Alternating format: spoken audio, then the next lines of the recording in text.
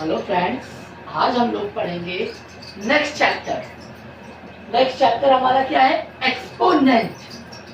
Exponent के बारे में हम पहले कुछ बताएंगे कि कैसे क्या है, इसमें कैसे हमें पढ़ना है। और यहाँ पर ये जो लिखा हुआ है आप लोग देख रहे होंगे, ये जो लिखा हुआ है ये है हमारा लॉज ऑफ एक्सपोनेंट। एक्सपोनेंट पूरा पूरा फॉर्मूले पे डिपेंड होता है। यही वो फॉर्मूले हैं मेन जो हम लोग जिससे लेकर हम लोग क्वेश्चन पढ़ेंगे और करेंगे। पहले तो मैं आपको कुछ चीजें बेसिक बता देता हूँ, देखिएगा।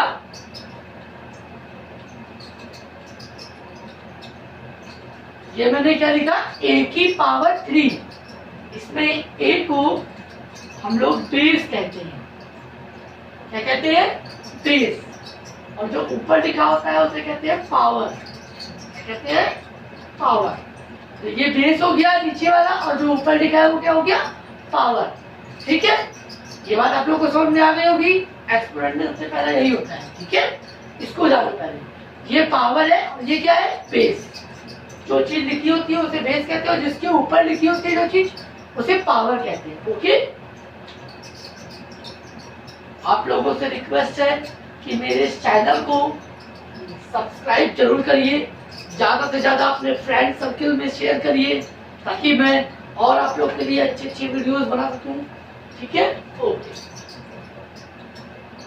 देखिए, सबसे पहला जो हमारा फॉर्मूला है, अब हम लोग एक एक फॉर्मूले के बारे में बात करेंगे। ओके, एक एक फॉर्मूले के बारे में पढ़ेंगे और उससे डिपेंड जो भी सवाल होंगे वो करा जाएगा।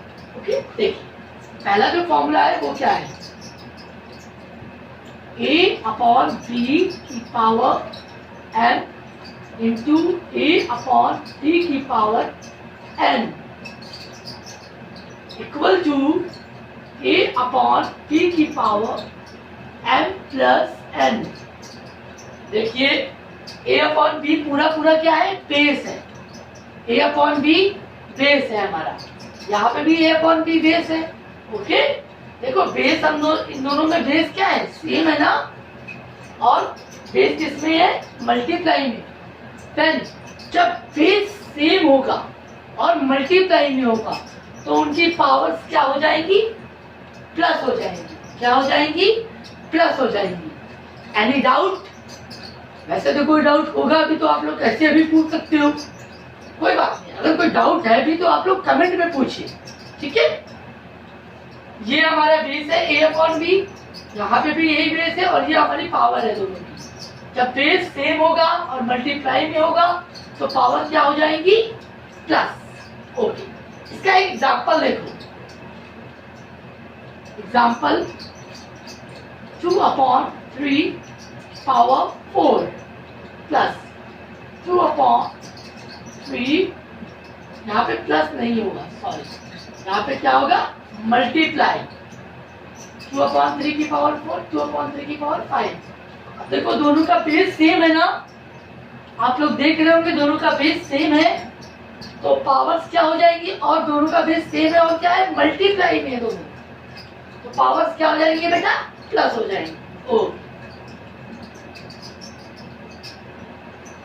4 प्लस 5,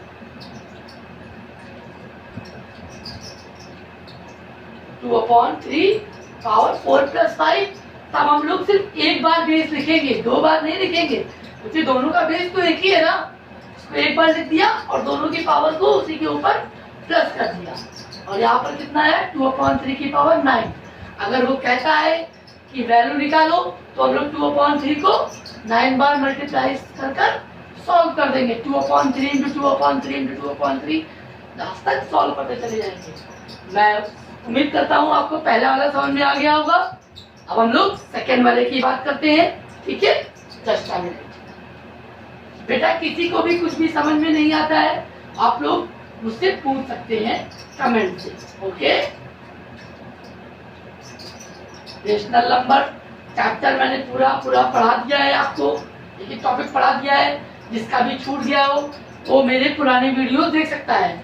ओके, अब हम लोग आते हैं सेकेंड फॉर्मूले पे। सेकेंड फॉर्मूला क्या है? a upon p power m divide e upon p power n। देखो दोनों का बेस सेम है ना और डिवाइड में है, तब पावर्स क्या हो जाएंगी माइनस, मल्टीप्लाई होता तो पावर क्या होती प्लस, अब क्या होगी माइनस। क्यों? क्योंकि बेस तो सेम है, सब कुछ वही है, बस पावर का जो दोनों के बेस है उस वो डिवाइड में है, दोनों के बेस किसमें है डिवाइड में है। ठीक है, पहले क्या थे मल्टीप्लाई में, अब पावर क्या हो जाएंगी इन दोनों की माइनस हो जाएंगी। ठीक है, एग्जांपल देता हूं, देखिए ये चैप्टर उम्मीद करता हूं बहुत अच्छे समझ में आएगा आपको, बस आप लोग सही से देखते रहिए, पूरा वीडियो देखिएगा मेरा। देखिए 3/5 पावर 6 डिवाइड 3/5 की पावर 2, 3/5 डाल दिया मैंने, दोनों का बेस सेम है, डिवाइड में है, तो पावर क्या हो जाएगी माइनस। वेरी गुड,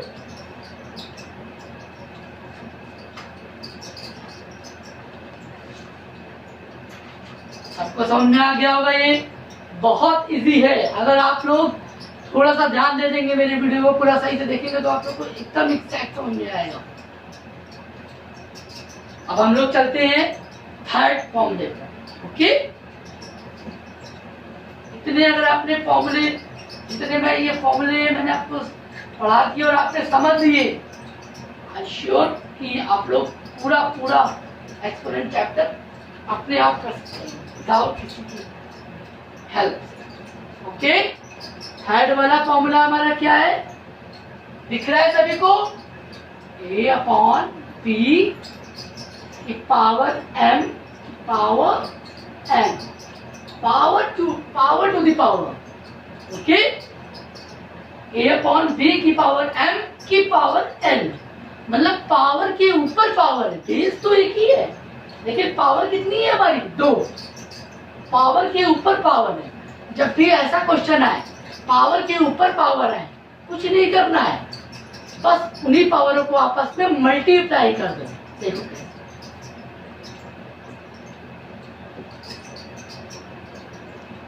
आप सबको दिखा। अब एग्जांपल देखिए, 6/7 पावर 3 पावर 5। 6/7 हमारा बेस है, 3 हमारी एक पावर, दूसरी पावर हमारी क्या 5, पावर के ऊपर पावर लगी है। ऐसे हमें क्या करना है, पावर को आपस में मल्टीप्लाई। ओके, 3 × 5 कर दिया।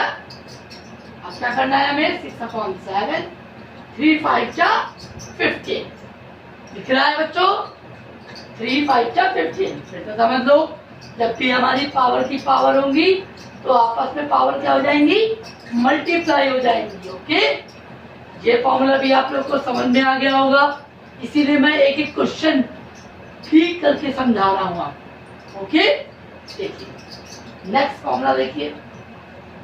प्लीज मेरे चैनल को सब्सक्राइब करते रहिए और लाइक कमेंट जरूर दीजिए, ताकि मुझे भी पता चले कि कितने लोग मुझसे जुड़े हैं।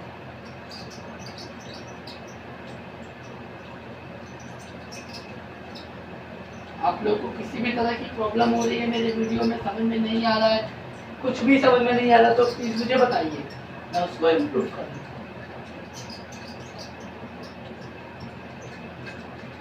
Fourth, a upon p power m into c upon d की पावर m।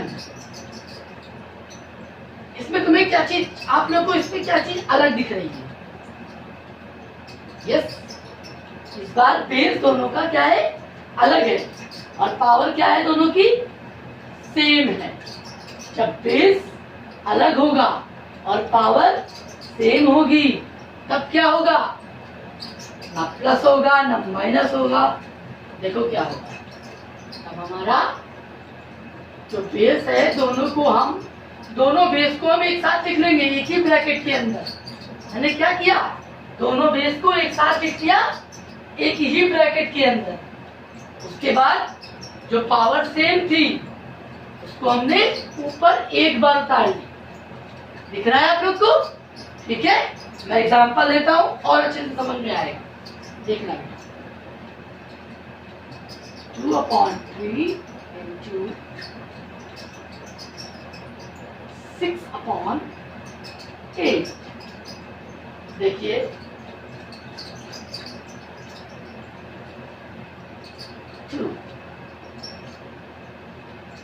2/3 पहला बेस, 6/8 दूसरा बेस।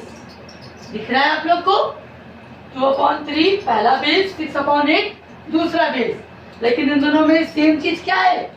दोनों की पावर। दोनों की पावर क्या है? सेम है। तो हम लोग क्या करेंगे, जैसे कि मैंने ऊपर फॉर्मूले में बताया, दोनों को हम एक ही ब्रैकेट के अंदर लिख लेंगे। 2/3 इंटू 6/8। दोनों की पावर सेम है तो एक बार लिखेंगे। ठीक है, अब देखो अगर कुछ इसमें कट पिट रहा है तो काट दो। 2 1 जा 2, 2 4 जा 8, 3 1 जा 3, 3 2 जा 6, 2 1 जा 2, 2 2 जा 4। क्या बचा? 1/2 बचा ना, और ऊपर क्या बचा? 2। समझ में आया आप लोग को? ठीक है, अब अगर हम इसे खोलेंगे तो 1/2 इंटू 1/2 आ जाएगा, मतलब कि 1/4। अगर खोलने को नहीं कहता है तो हम लोग यहीं पर इसको ड्रॉप कर देंगे। ये भी हमारा एक आंसर है और ये भी हमारा एक आंसर है। ओके, सभी को समझ में आया होगा? फिर से समझ लो, दोनों का बेस अलग अलग है लेकिन पावर सेम है। हमने क्या किया, हमने इन दोनों को एक ही ब्रैकेट में रखा और पावर को एक बार लिख दिया ऊपर अलग। ठीक है, जैसे कि कॉमन लेते हैं, और उसके बाद अगर ये कट रहे हैं तो काट कर सॉल्व कर लिया अंदर ही, और फिर उस पावर को ऊपर लगा दिया, तो खोल लिया और सॉल्व। ठीक है, पहला फॉर्मूला हो गया। नेक्स्ट फॉर्मूला आपका फिफ्थ। जो भी फॉर्मूला आपको समझ में ना आया हो कमेंट में उसका नंबर डाल दीजिएगा, फर्स्ट वाला, सेकंड वाला, थर्ड वाला। ओके, तो मैं उसको आपको फिर से समझा दूंगा। किसी को भी कोई भी कंफ्यूजन रहती है तो आप लोग पूछ सकते हो।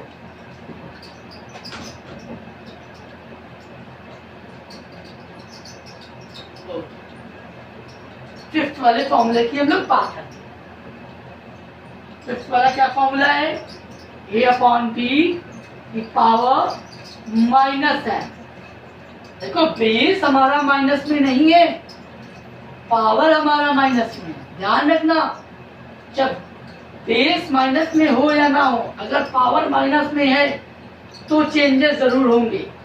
बेस माइनस में है तो कोई चेंज नहीं होगा, लेकिन अगर पावर माइनस में है तो क्या चेंज होगा? देखिए, चेंज बहुत छोटा सा है।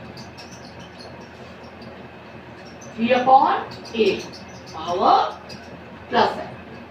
क्या हुआ? हमने डिनोमिनेटर को ऊपर कर दिया और न्यूमरेटर को नीचे कर दिया, तो पावर किसमें हो गई? माइनस से प्लस में। अच्छा, अगर हमारे पास ये प्लस में है, अगर हमें पावर माइनस में करनी है तब भी हम ये कर सकते हैं।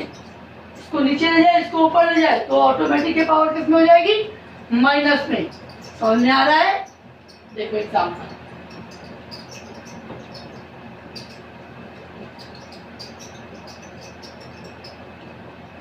(9/17 की पावर -3), 17/9 पावर +3 के आगे प्लस लगाओ ना लगाओ, प्लस होता ही होता है। क्या? देखिए, उसके बाद अगर मान लो यहाँ पर माइनस होता तो क्या कुछ और चीज होता? नहीं, मैंने पहले कहा है बेस में माइनस है तो नंबर रेसिप्रोकल नहीं होगा। पावर में माइनस है तो नंबर रेसिप्रोकल आप कर सकते हो। ठीक है, ओके। लास्ट फॉर्मूला मैं आप लोग को समझाने जा रहा हूं, बहुत इजी फॉर्मूला है। उसके बाद कुछ क्वेश्चंस भी समझाऊंगा आप लोग को।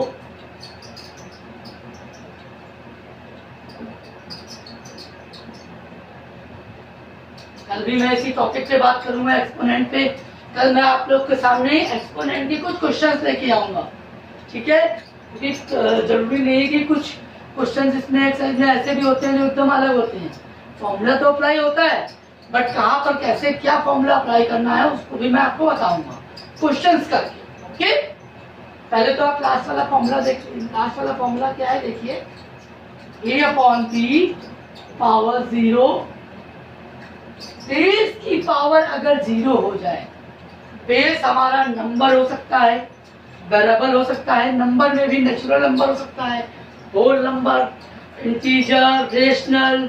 ओके, अगर किसी की भी पावर, अगर किसी भी बेस की पावर अगर 0 है तो उस पूरे की वैल्यू कितनी हो जाएगी? 1। अच्छा, कुछ बच्चे इसके गलत मतलब निकाल लेते हैं, वो सोचते हैं कि सर ने कहा है इसकी वैल्यू 1 हो जाएगी। नहीं, उस पूरे की वैल्यू 1 हो जाएगी। क्या? उस पूरे की वैल्यू 1 हो जाएगी। ओके, देखिए एग्जांपल,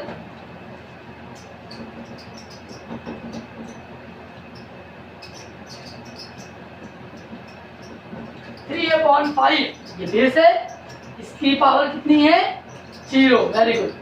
अब इस पूरे की वैल्यू कितनी हो जाएगी? 1। आंसर हमारा क्या आया? 1। मैं इसका एक एग्जांपल भी आपको समझाता हूँ, एक और एग्जांपल समझाता हूँ जो मोस्टली एग्जाम में टीचर्स देते ही हैं, वो 1 नंबर में देते हैं, लेकिन देख लो, शायद आप लोगों ने क्वेश्चन पढ़ा भी होगा।